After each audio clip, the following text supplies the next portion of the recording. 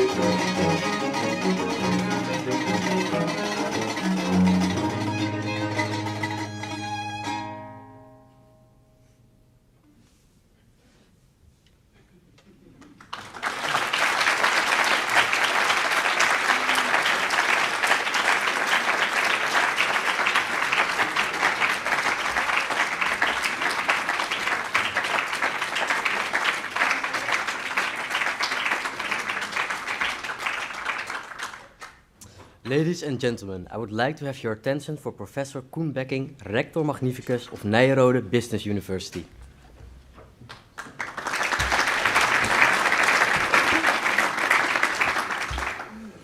Thank you. Now, we're used to a different kind of students, but we really enjoyed your play. Thank you very much for that. The students of the Royal Conservatory of Music, thank you for being with us. And we'll hear more from you later. Well done.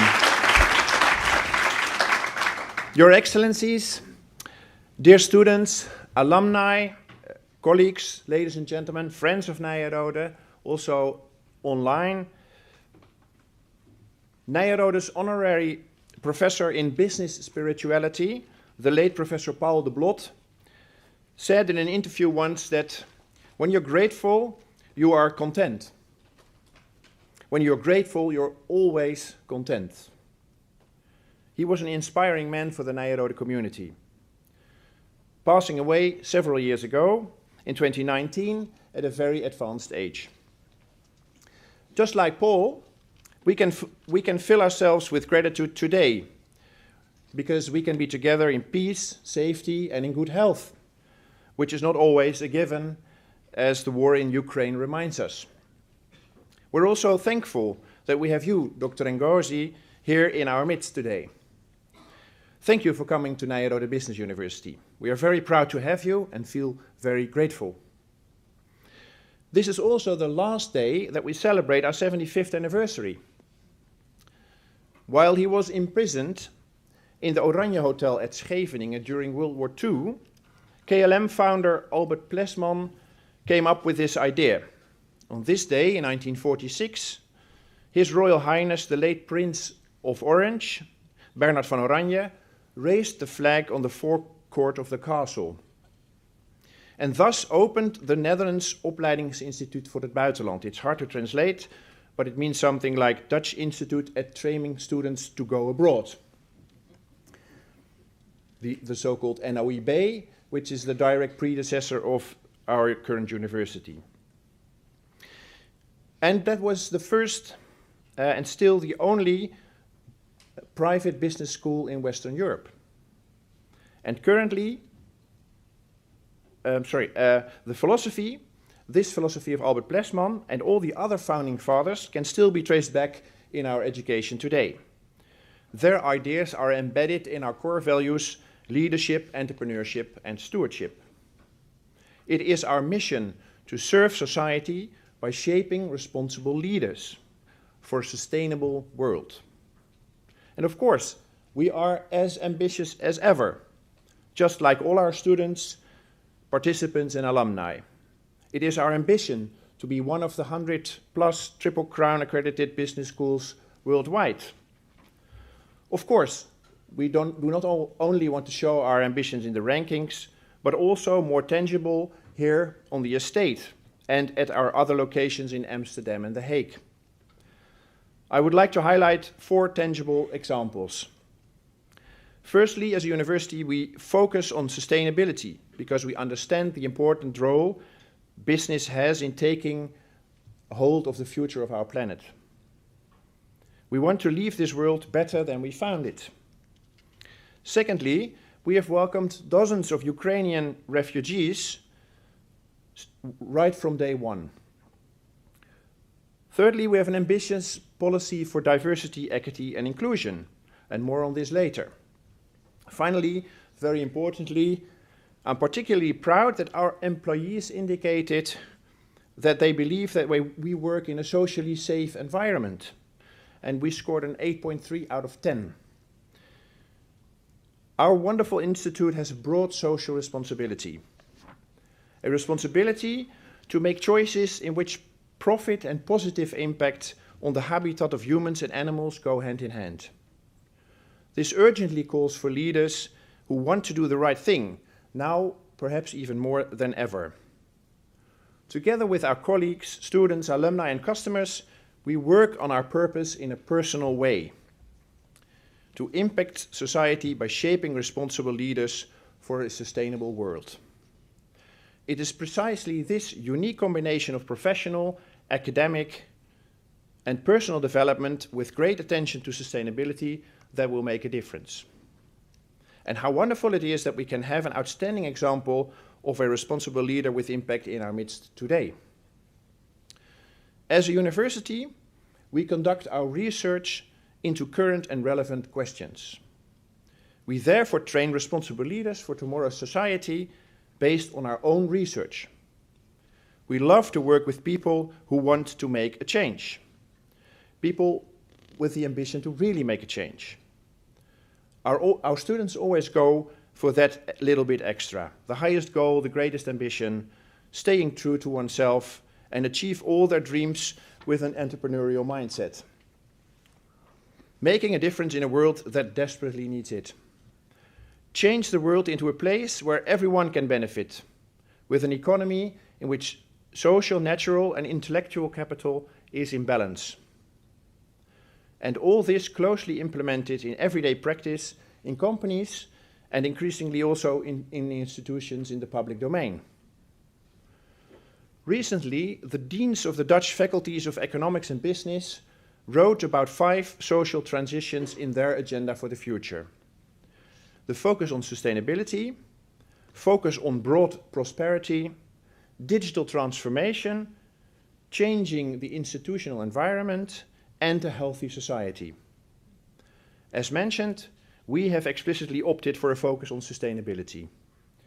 The emphasis on sustainability calls for a reorientation, away from traditional business models towards regenerative circular business models that function within planetary boundaries. Ladies and gentlemen, today we celebrate not only the history but also the present and future of our beloved Nyenrode. A reward for life has been the motto of our university for quite some time now. And it has become the theme of this anniversary year for a reason. Each and every day we see and experience how this, to Nyenrodians all over the globe, is not an empty promise. 75 years of successive generations of students who, after their graduation, went into the world and who have left their mark on the world. 75 years in which Nyenrode has produced leaders, whether in trade, business, government, industry, or art. Nyenrodians are everywhere. Education is a right and a privilege, and I feel closely connected to the world of education and science myself. Science and education determine our progress and largely define our society. In my humble way, together with all the passionate colleagues, scientists, lecturers, and staff and support staff, we aim to make a meaningful contribution to today's and future society. Diversity is of a paramount importance in the considerations preceding this honorary doctorate. Therefore, it deserves a special mention that you, Your Excellency, who assumed office as Director General of the World Trade Organization in 2021, not only as the first woman to hold this office, but also the first African to do so. However, at the end of this 75th anniversary, it is inevitable to note that only the so-called doe-jongens or doe-boys, these are the words by Plesman, stayed at Nyenrode, only boys stayed at Nyenrode for the first 25 years of this institute.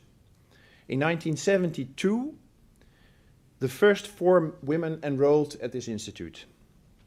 Our degree programs now include a lot of female up-and-coming talent. This is also showing in our executive programs, and we're proud of that. And the number of female professors at our university are much higher than at any other university in the Netherlands.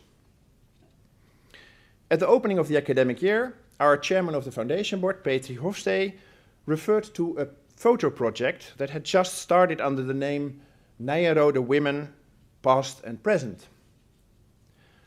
This has now almost been completed by alumna Nancy Puran, and you can see these 5 portraits of duos on the first floor of the De Rooij building. Women who have and have had the opportunity to study at Nyenrode, thanks in part to a visit by the action group Dolomina's in the 1970s. Paul de Blot would surely be proud of where we are now. But of course, we are not yet there regarding diversity, equity, and inclusion. There is still a lot of work to be done. I would like to conclude by thanking you all for coming and for your attention. And may I now have your attention for our Prime Minister Mark Rutte, who warmly congratulates Nyenrode on his 75th anniversary. Vanaf het Binnenhof feliciteer ik van harte Nyenrode Business Universiteit met de 75e verjaardag. De geschiedenis van het kasteel en de ligging aan een belangrijke historische handelsroute vertellen eigenlijk al eeuwenlang een verhaal over Nederlands ondernemerschap. En dankzij de pioniersgeest van Albert Plesman worden aan dat verhaal nu al 75 jaar lang nieuwe hoofdstukken toegevoegd. Wat Plesman en de andere oprichters van Nyenrode direct na de Tweede Wereldoorlog heel scherp zagen, is het belang van internationaal zaken doen voor de toekomst van ons land. En hoe noodzakelijk het is daarvoor goede mensen op te leiden. Daarmee heeft Nyenrode een belangrijke bijdrage geleverd aan de naoorlogse wederopbouw en aan de ongekende welvaart die in ons land sindsdien is opgebouwd. 75 jaar na de oprichting is die internationale dimensie nog altijd cruciaal voor de toekomst van ons land en misschien nog wel meer dan toen. Niet alleen voor onze welvaart, maar bijvoorbeeld ook voor de grote veranderingen die nodig zijn op het gebied van energie, klimaat en digitalisering. Nyenrode blijft daarin een belangrijke rol spelen, met nieuwe opleidingen, nieuwe samenwerkingsverbanden en steeds weer nieuwe generaties studenten, docenten en bestuurders. Aan Nyenrode zijn inmiddels tal van illustere namen verbonden, zoals die van Albert Heijn, Wim Kok en Nelly Kroes. En ik twijfel er niet aan dat er nog vele namen zullen volgen van alle talenten die we nu nog niet kennen. De geschiedenis gaat verder. Nogmaals, van harte gefeliciteerd en vooral ook alle succes gewenst voor de toekomst. En tot ziens. Thank you.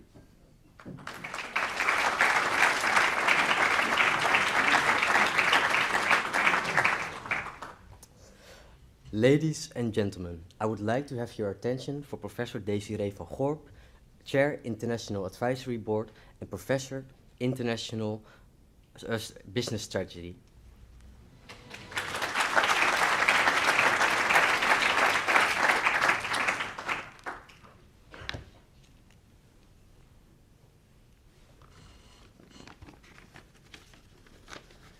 I've been assigned as honorary promoter, and it's with great pleasure that I accept the task that has been assigned to me. I invite Dr. Ngozi Okonjo-Iweala to come forward.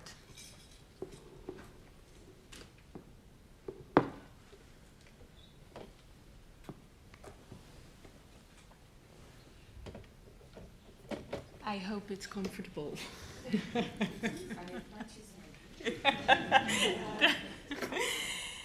Dear esteemed Rector Magnificus, dear Vice Rector Magnificus, dear members of the Assembly of Professors, dear Excellencies, dear students, alumni, and valued guests, and a special word of welcome to our guest of honor, Dr. Ngozi. Today we have come together to effectuate the decision of the Assembly of Professors to confer the title of Doctor Honoris Causa on Dr. Ngozi. Nyenrode's mission to educate responsible leaders, the rector already referred to that, and today we honor a woman who has left throughout her career an impressive footprint of responsible leadership. Next to her noteworthy academic record that includes being educated at Harvard and a PhD in regional economics and development from MIT, her inspiring leadership and her commitment to a better world for all is an example for our students, alumni, academics, and our partners from the private and the public sector. In fact, when I was preparing for this laudatio and going through the different roles you have had already in life and your actions that have positively impacted society, I was almost as if I was reading about a woman who was living 7 lives at the same time. I'm truly puzzled how one person can have so much impact through a combination of her academic endeavors, her leadership role in many different positions that have been amplified, importantly, by her actions. And I heard this morning that 7, I picked 7, but that is actually a very good number because Dr. Ngozi has been 7 years also Minister of Finance. And the average Minister of Finance that can survive is 3 years. So 7 is the number, I think. Dr. Ngozi is a role model for responsible leaders, and it's an honor for Nyenrode Business University to have her join a group of illustrious predecessors, including Nelson Mandela, Bill Gates, Maurice de Buxblad, Albert Heijn, Tata Chandra, who all preceded her in receiving an honorary degree at Nyenrode. The rector referred to it in 1946. We were founded by companies like Carilem, Shell, Philips to make a positive impact by rebuilding society.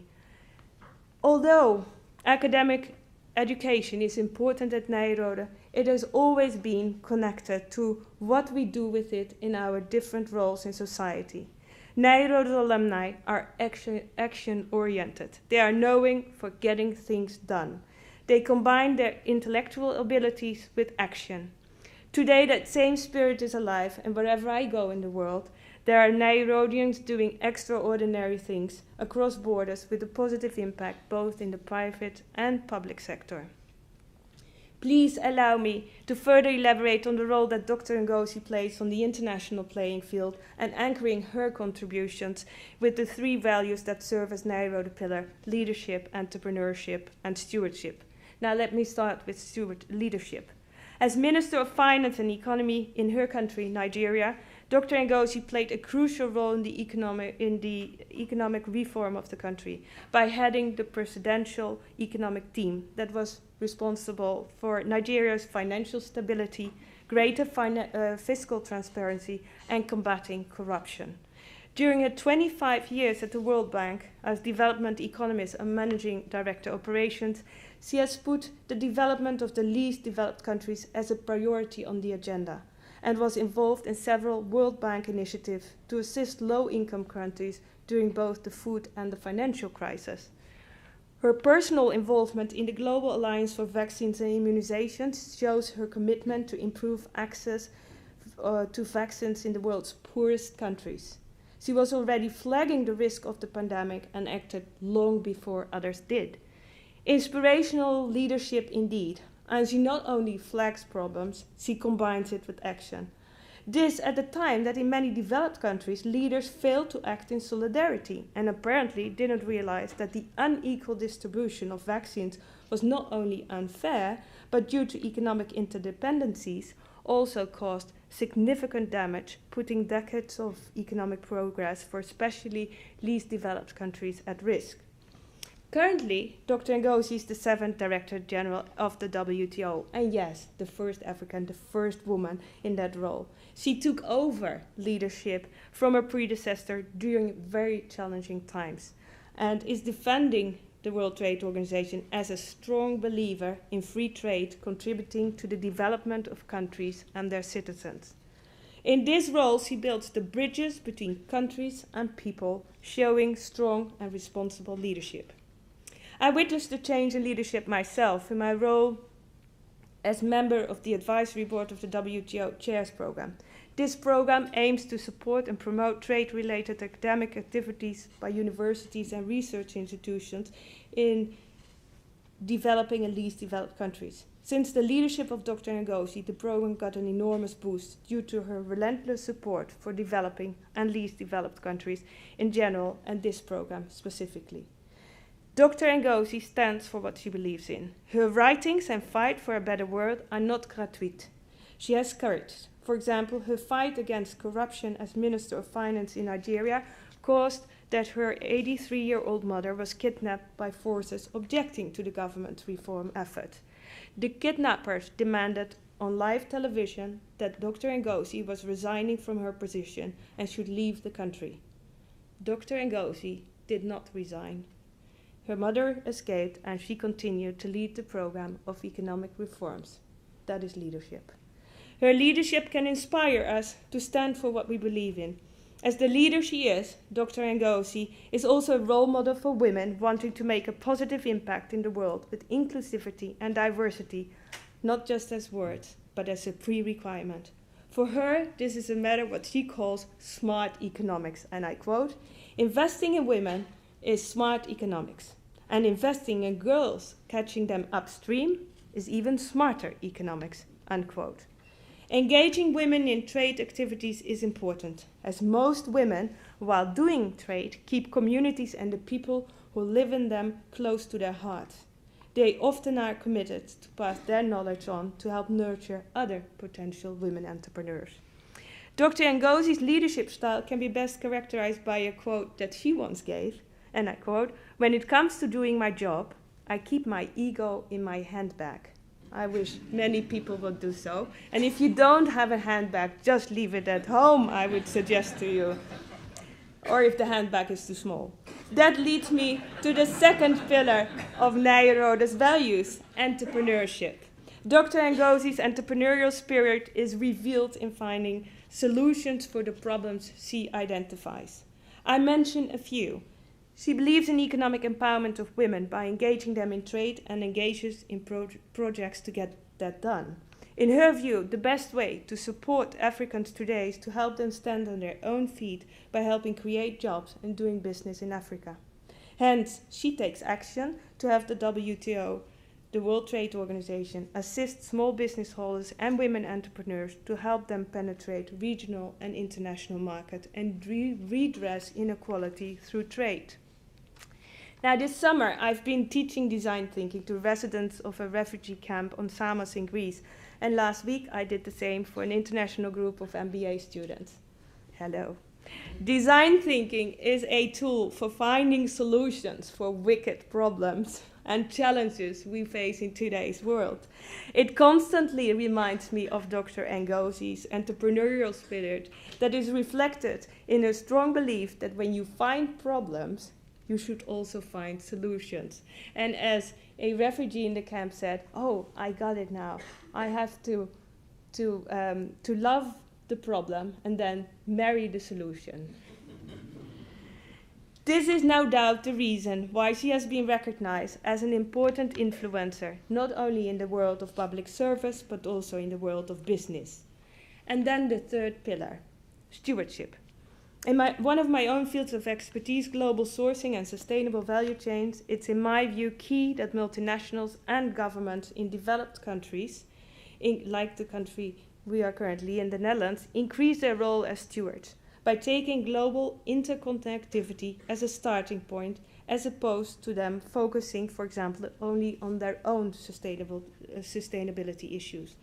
The worldwide intertwining caused by value chains has its positives. For example, some of the world's population has risen above the poverty line, partly due to new connections to global value chains. Least developed countries have expanded roles as producers in international trade versus being only consumers. However, there are drawbacks. Least developed countries are still at the bottom of the ladder with activities that add the least value to the chain and don't always get the financial benefit they deserve for their role in the value chain. Another negative side effect of global interdependency is the fact that many developed countries are outsourcing their problems, such as waste of plastic and used batteries of electric cars, to least developed countries to achieve their own national sustainability goals. It shows that we have been trapped in our own version of globalization. I think globalization is here to stay, but it's time to reinvent it, a new era of globalization. And in this new era, developed countries and multinationals should at all times take the lead in dealing responsibly with scarce resources such as labor and the environment. They must ask themselves whether they are part of the solution or part of the problem, not only for themselves, but also for others, because we are all vulnerable and Mother Earth does not care about the borders between countries as we have defined them. Although we not always behave like it, we are, as individuals, called to be stewards of the streets we walk on, the communities we live in, the nature that's our lifeline, yes, of Mother Earth. To remind us of this call for individual stewardship, it may help us to look at great examples of people who have translated this awareness of global interconnectivity into action. Earlier this month, the activist Ela Rames Bath died at the age of 89. She was a gentle revolutionary, fighting tirelessly against poverty and starting India's first working women's movement. This today is India's biggest union, counting over 2 million members. She was committed to changing the balance of power in favor of the poor, a microfinancing pioneer who started a women's bank. Just like Dr. Ngozi, she was an intellectual who was able to translate her intellectual contributions into much needed action, helping women to alleviate from poverty. The power of us individuals to contribute to making the communities we live in a better place should not be underestimated. Leaders such as Dr. Ngozi and Ela Bath can inspire us to take action ourselves, however small or big that may be. Let us be inspired by them and let us follow the path they so courageously walked for us, in the belief that each one of us can make a difference, can make a positive impact, and that together we can make goodness reign over evil. Finally, as inspiration for our students, let me quote Dr. Ngozi. Don't take a backward step. Don't shy away from taking up space in the world. Don't assume you're too junior or that people are too busy. Research and network. And a second quote, if you have a sense of purpose that drives you, then aim high and become a leader and make room as you go. Unquote. Dear ladies and gentlemen, my beloved Nyenrode community, I could go on for much longer to talk about Dr. Ngozi's commitment and achievement to build a better world for us all, now and for generations to come. But I think you got the picture by now. Therefore, I'm honored to welcome Dr. Ngozi officially in the Nyenrode community. The Promovendus has brought insights and practices to academia and has impacted our academic thinking in the field of development economics, health, women, and leadership. She has been making a powerful call to action to achieve equality in leadership, fighting a pattern of unequal access to power. She also has gave a frontline account of how to fight corruption. And it's a firm believer that trade can play a role in responding to important challenges we face in today's world. Distinguished audience, on behalf of the Assembly of Professors of Nyenrode, it's my pleasure and privilege to confer a Doctor Honoris Causa upon Dr. Ngozi.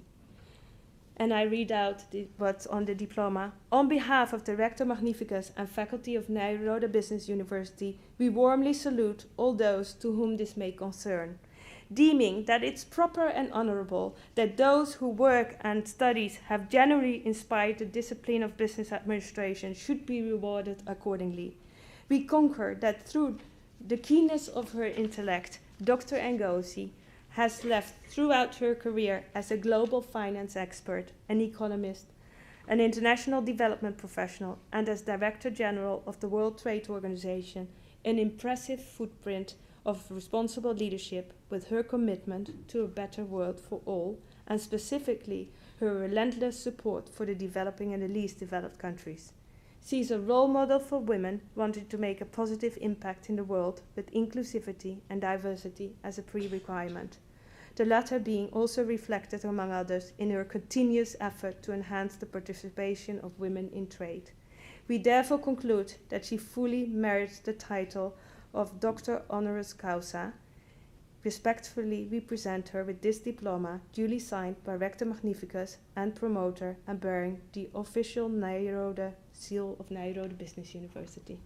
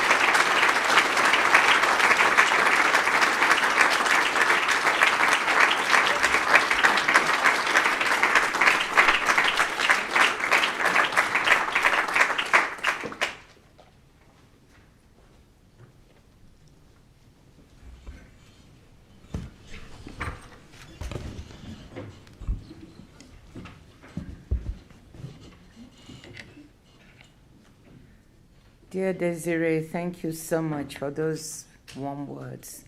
And what a wonderful warmth I feel in the room. Thank you. Excellencies, President Beckin, Desiree, Professor Van der Gop, faculty, staff, students, friends, thank you all for this immense honor. I really am honored.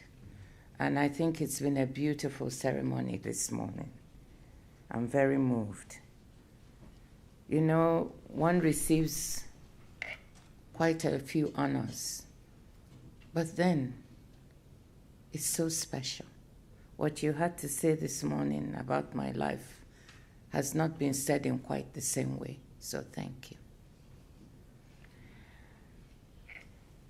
I want to also, before I start, say how proud I am, Professor Van der Kop, that you're part of a WTO chess program, whose leader, Werner, is here today from the WTO. And it's part of our global program to bring academics who are schooled and excellent in the business of trade into our ambit and also into the ambit of students so that we can learn from them and share with them. So I'm very proud of this program, and I look forward to this afternoon when we'll be talking to the chairs. Now, Nyenrode was founded to be a bridge between academic theory and business practice, as you said. And this is something, as you also mentioned, that your newest honorary alumni can relate to. While my career has been largely in public service rather than the private sector, although I have founded 2 businesses that still are thriving today, it has repeatedly involved bringing my formal training in economics to bear on practical policy questions with implications for people's lives. This was true at the World Bank in my 2 stints, as well as in my 2 stints as Nigeria's longest-serving finance minister and as foreign minister, where I served briefly. It's also true when working to expand global access to childhood vaccines at Gavi. And it's true in my current role as Director General of the World Trade Organization. I'm happy and thrilled to be the first woman in 75 years of the GATT and WTO, the first African. But I always say to people, I hope I'm the best person to manage the organization. And maybe I am. That's why I'm here. WTO needs not just the best woman or the best African or the best American. It needs the best person to see it through challenging times. Bridging theory and practice has provided some of the most satisfying moments in my professional life. I knew that what the academic literature said about government debt was there, but during my first term as finance minister in Nigeria, we focused on using this, what I had learned, to restructure Nigeria's $30 billion in debt, which resulted in $2 billion of debt service, which the country could not afford. And we eventually got this written off or forgiven, with $18 billion completely forgiven, so that we could free up resources to invest in health, in education, and infrastructure. In my second term, as Desiree mentioned, we reformed the government's financial management systems, saving billions of dollars on salaries and pensions for ghost workers and ghost pensioners. I don't have time to explain about this, but we had this phenomenon of people being put on the books who were not really there, ghost workers who became ghost pensioners, and we got them rooted out. At the WTO's 12th Ministerial Conference this past June, our 164 members came together and provided a lesson on collective action problems and environmental externalities when they reached an agreement to curb $22 billion in harmful fisheries subsidies, which have been depleting marine fish stocks to the point of collapse. This agreement had been in negotiations for over 2 decades. And we said, it's enough. We have to get this agreement through before all our fisheries are overfished. And the members did it. Congratulations to them. But let me be clear about one thing. Whether in business, in government, or in international organizations, as you just said, theory gets you so far.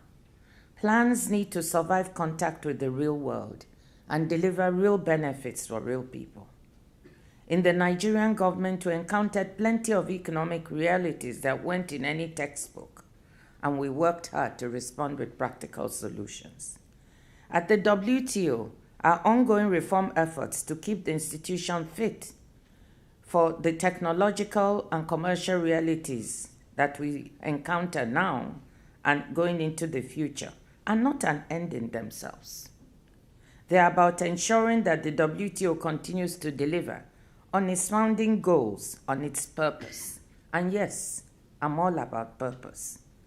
The purpose of the WTO is to enhance living standards, to to create jobs, and to help promote sustainable development. These goals are fundamentally about people and using trade to make the lives of people better. One of my objectives is to make people remember what the WTO is really about. It's not about capitalism. It's not only about free trade.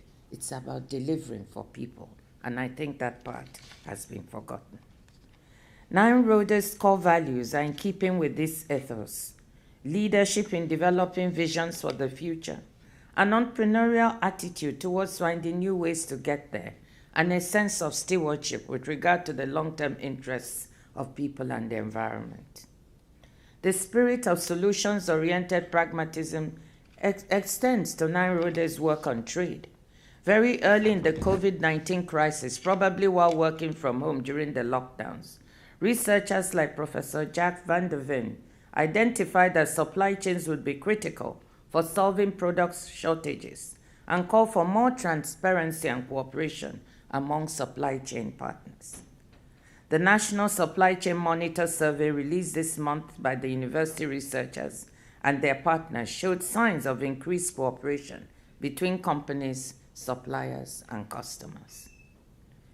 My focus today will be on inequality and social exclusion, and on how trade can be an instrument to help us address this. I hope you'll bear with me because I have quite a bit to say. But let me start by observing that the WTO is a place where members' actions can, at least at first glance, seem at odds with theory. Trade negotiators typically defend their own country's right to maintain tariff protections, despite centuries of advice from leading economists about the merits of free trade. Allowing in more imports is framed as a concession, whilst increased exports are seen as a price. This is the logic of mercantilism, an economic idea that was in vogue among European states until about the 1770s, when Adam Smith, David Ricardo, and others demonstrated what really mattered for national wealth was productivity and living standards, not gold inflows. And yet, if we look back over the 75 years since the WTO's predecessor, the GATT, was created by 23 countries, including the Netherlands, soon after the Second World War, the multilateral trading system has worked reasonably well in practice. Average applied tariffs fell from 50% in the 1930s to single digits today. The open and predictable global economy underpinned by the GATT and the WTO system helped the volume of world trade to increase by 43 times between 1950 and 2021. The boom in trade helped the Netherlands and other war-torn economies in Western Europe and Japan reconstruct and enhance people's consumer choice and purchasing power. Starting in the 1960s, South Korea and a few other Asian economies demonstrated it was possible for poor countries to accelerate growth and development by tapping into external demand, ideas, and technology. In recent decades, many more developing economies, including big ones like China and India, were able to follow in their footsteps as they introduced market reforms and broke into global value chains for goods and services. Trade was a major part of the growth pickup that followed, which lifted over 1 billion people out of poverty. A literature survey by the Dartmouth College economic historian Douglas Irwin found that poor countries which liberalized trade enjoyed growth that was 1 to 1.5 percentage points higher than non-liberalizers, accumulating to 10 to 20% after a decade. In 1980, close to 40% of the world population lived in extreme poverty. By 2019, before the COVID-19 pandemic and the war in Ukraine, this share had fallen to below 10%. But many people were left behind.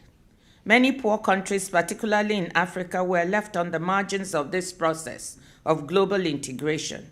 This has meant fewer economic opportunities and rising social discontent amongst young and fast-growing populations. In rich countries, frustration among poor and lower middle-class voters who feel shut out of progress has swelled angry populist politics that makes trade a scapegoat. even when technological change might have more to do with it. Even in many fast-growing developing economies, domestic economic inequalities are widening, possibly sowing the seeds of a future backlash. And just about everywhere, women still have much economic ground to close vis-à-vis their male counterparts. In fact, the trend is getting worse. The World Economic Forum's Global Gender Gap Report found the pandemic's effects mean that at current rates of progress, it will now take 135 years instead of a mere 99 to reach parity. During the pandemic, women's employment fell further than men's and recovered more slowly. Women entrepreneurs reported higher rates of business closure, and women and girls were likelier than male counterparts to have dropped out of school or to have forgone paid work to care for others. The world today faces many challenges. The COVID-19 pandemic is still very much with us, as illustrated by continuing lockdowns in China. The war in Ukraine is now in its 10th month. Both have contributed to rising inflation and the global cost of living crisis, with growing problems of food and energy insecurity, as you're experiencing so much here in Europe. Monetary tightening is weighing on growth and exacerbating debt distress in developing economies, raising the risk of financial crisis. Climate change is getting more attention than it used to, but we remain on an emissions trajectory that is well short of our net zero targets, even as increasingly frequent extreme weather events emerge as a serious economic threat. I'm convinced that inequality is another major crisis facing the world, even if other pressing problems are pushed it off the radar screen for now. We need to start taking this issue of inequality seriously for the countries and the people left behind, or it will come back to confront us far more starkly. Irregular migration and social and political explosions have already become a familiar part of the global landscape. But unless we act to expand our opportunities and curb inequality, this could just be the tip of the iceberg. With my remaining remarks, I'll look at the multifaceted relationship between trade and economic inequality and make the case that trade can be an instrument to help address this brewing crisis. Consider three different axes of inequality: inequality between countries, inequality across the entire global population, and inequality within countries. I'll draw heavily here on the analysis by former World Bank colleague Branko Milanovic, now at the City University of New York. Starting in the 1980s, faster trade-enabled growth meant that incomes in developing countries began to converge with those of rich economies.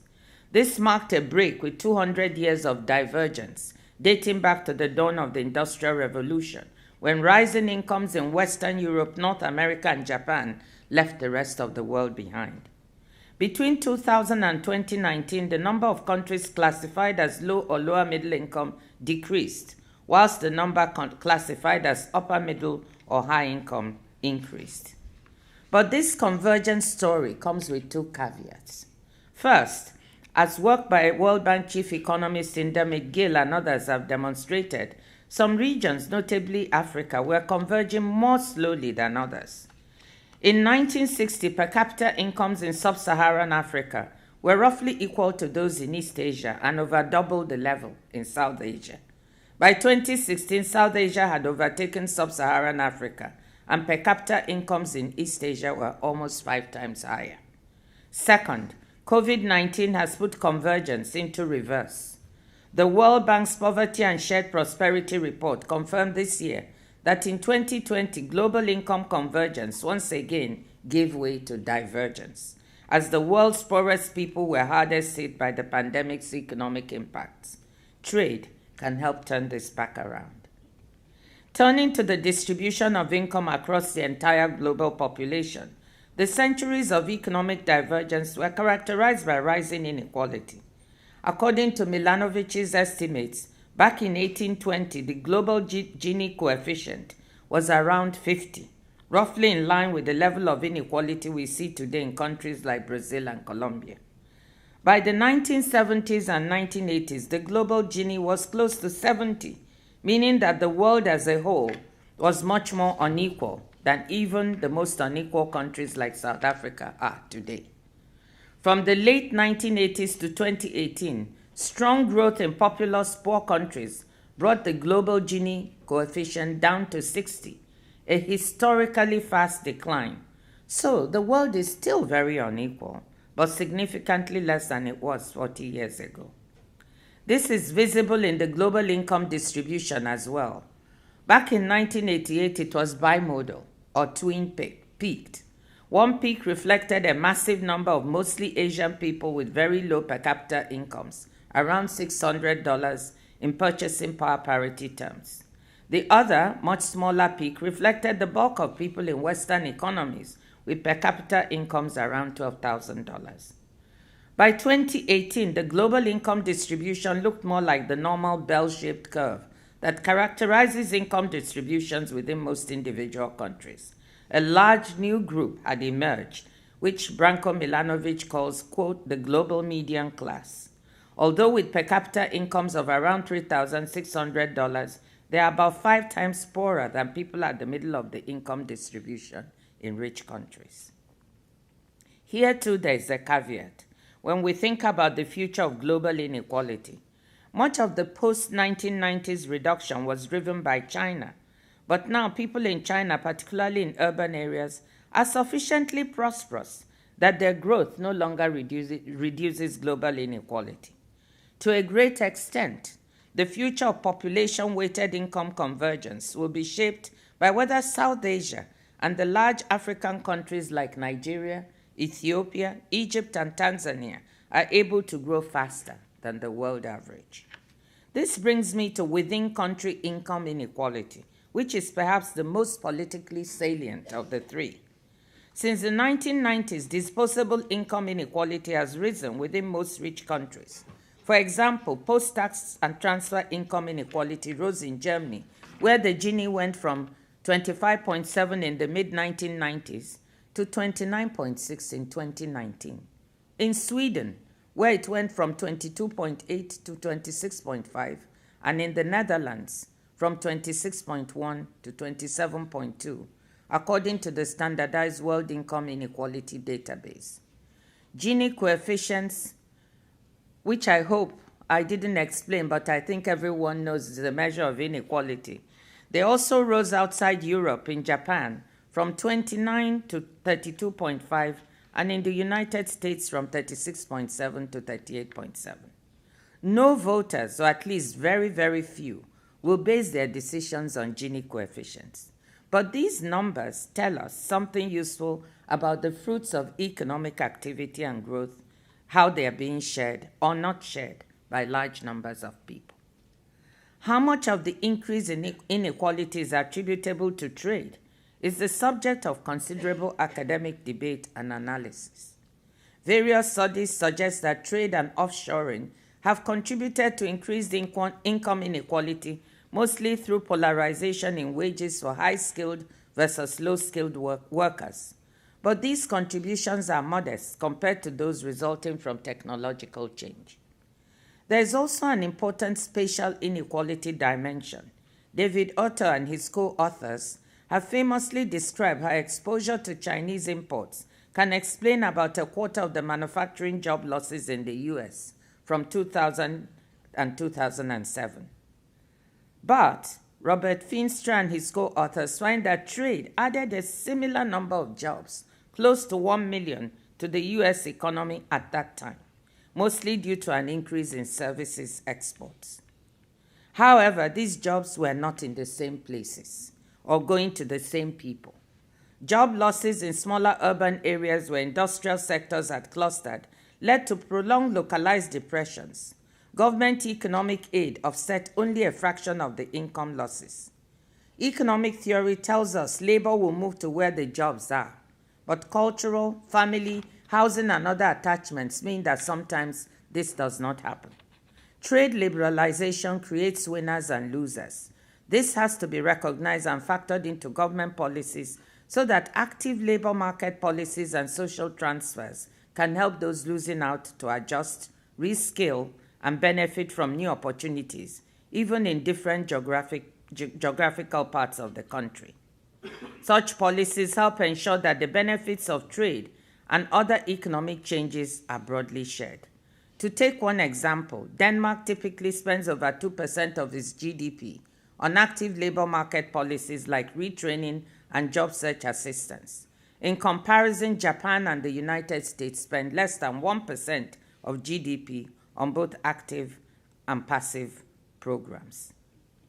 Other policy areas that matter for income distribution and people's vulnerability to economic change include tax, labor, education, executive compensation, and even competition policy.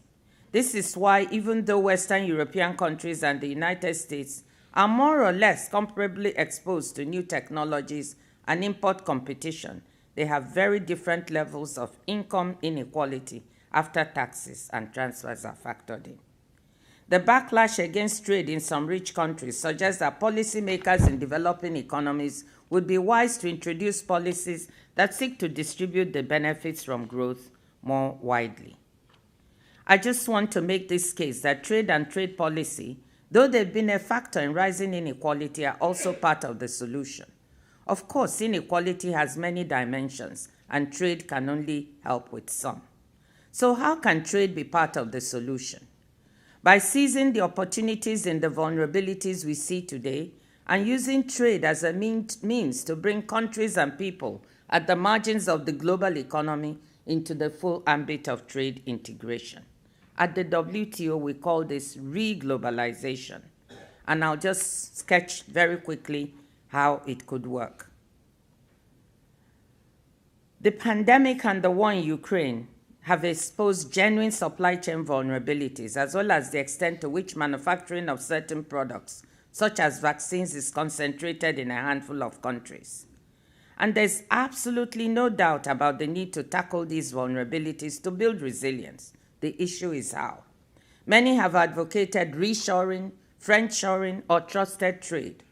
While some reshoring and friendshoring will undoubtedly occur, there's a need for balance, as these may not be the best way for firms or countries to manage risks or to build resilience on a global level. Instead, the more promising way to go is by deconcentrating manufacturing and supply chains to countries that have the right business environment but are yet to be integrated into global value chains.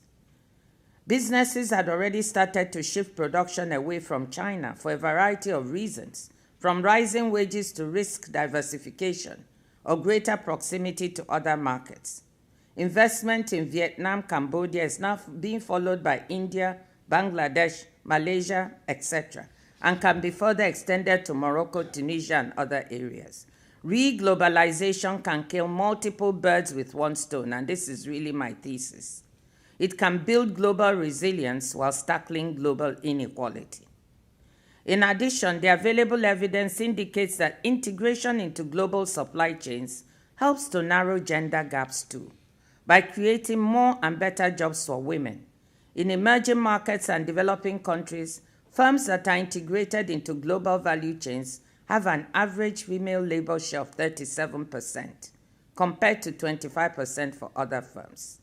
In Morocco, Romania, and Vietnam, women account for 50% or more of the workforce of exporting firms. Women similarly make up the majority of people employed in the Bangladeshi's ready-made garments sector. So let me try to conclude. There are other ways that we can leverage trade policy to benefit women and poor people. Through trade policies, reversing the discriminatory trade policies that can have an anti-poor bias.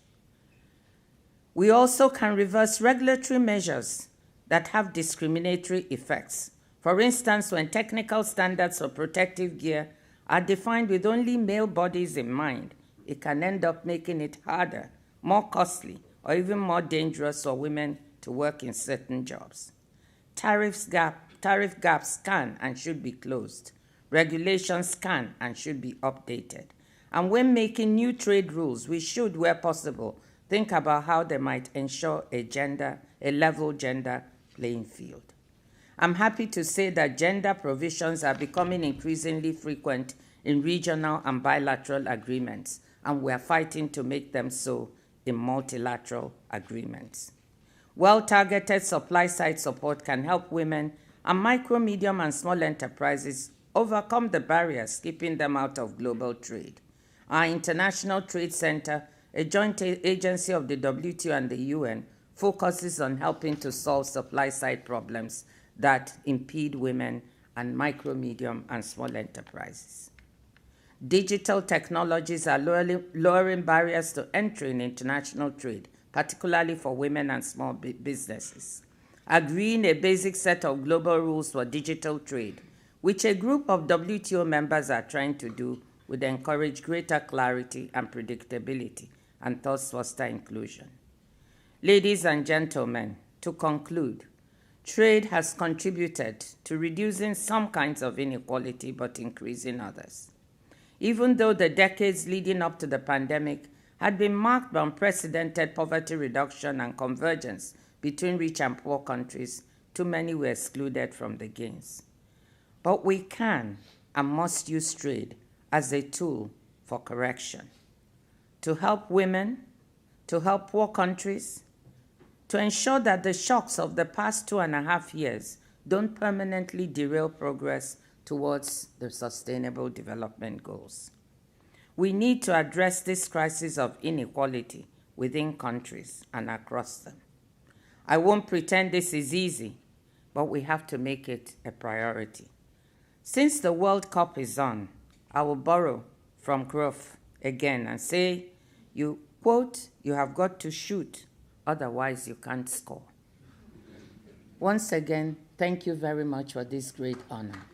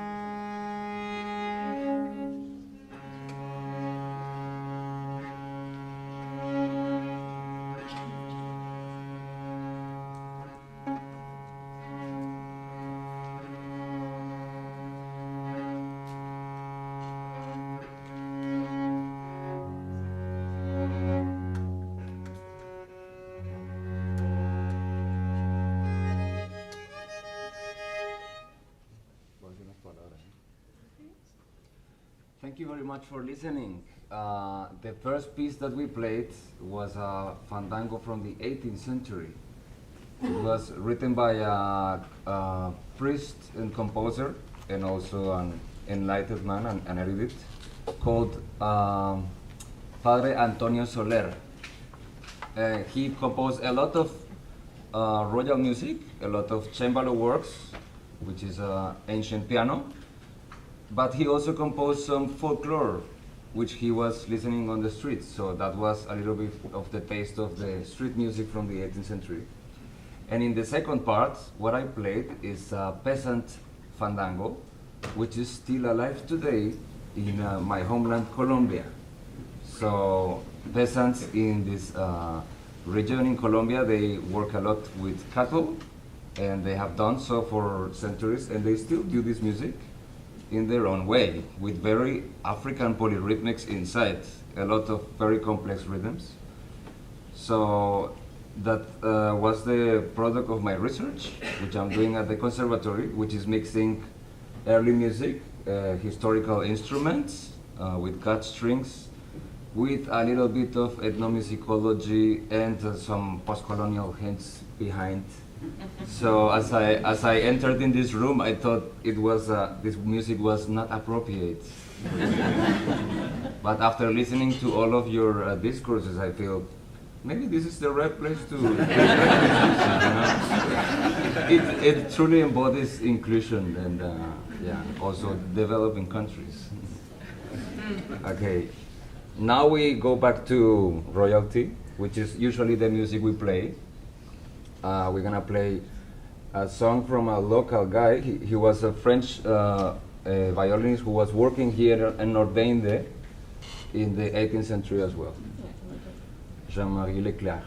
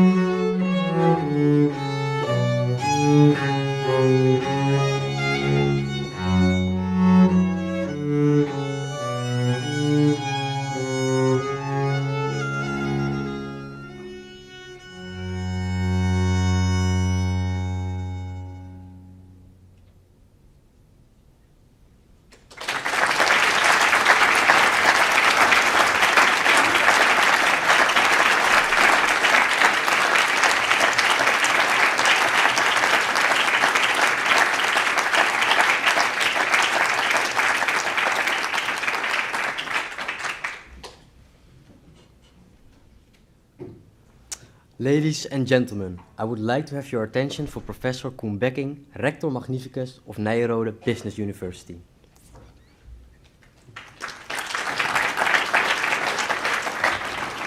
Thank you, and thank you once again. What a lovely performance that was. Thank you. Yeah, they can have another applause.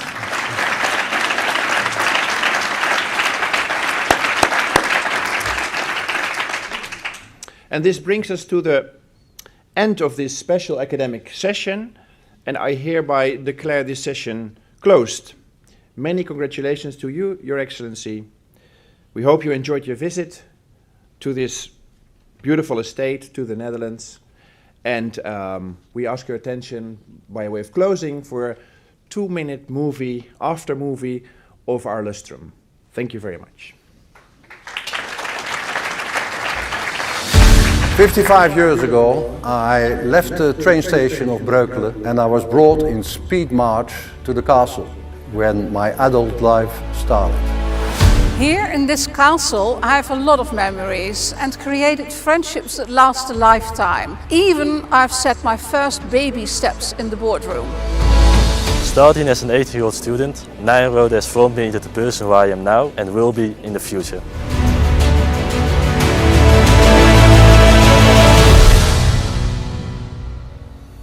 "75 years of shaping responsible leaders." 75 years seeing opportunities and taking them. 75 years of friendship. 75 years betterment for both individuals and society. Fostering collaboration, entrepreneurship and building the Netherlands as it is right now. 75 years, hundreds of students every year leave our wonderful institution. 75 years, close ties with alumni around the globe.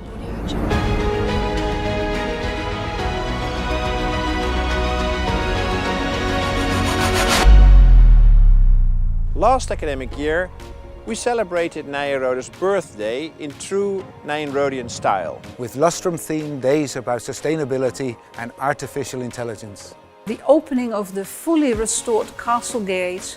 Interviews with legends and new spirits. Dining with founding fathers. And truly inspirational talks.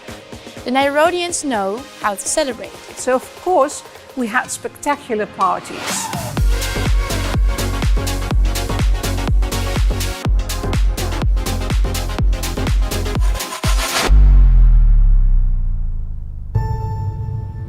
As of today, the year of celebration has come to an end.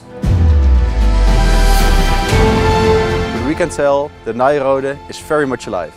Facing the challenges of today while honoring the values of our founding fathers. The vision of Nyenrode is ever so valuable and alive. Nyenrode is ready for the next 75 years.